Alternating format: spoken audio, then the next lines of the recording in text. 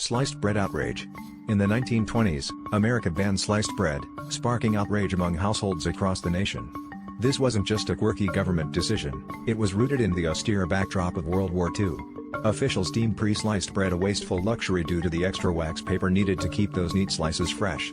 Imagine the inconvenience for families suddenly forced to slice their own loaves, a task that seemed trivial but highlighted how deeply this simple convenience had woven itself into daily life. The ban kicked off in January 1943, during a time when the U.S. was grappling with rationing and resource shortages. It was a move aimed at conserving materials, but it quickly became clear that Americans were not ready to part with this modern marvel. Letters poured into government offices, with citizens expressing their dissatisfaction and sharing tales of domestic disruption caused by the absence of ready-to-eat bread slices.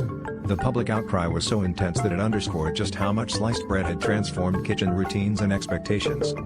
The backlash was swift and loud. Newspapers reported on the discontent, and bakers joined the chorus, arguing that the ban didn't actually save much in terms of resources.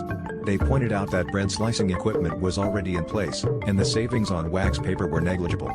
The protests were so compelling that the government reversed the decision just 2 months later, reinstating the sale of sliced bread in March 1943. This swift backtrack proved that even in times of sacrifice, certain comforts were non-negotiable for the American public.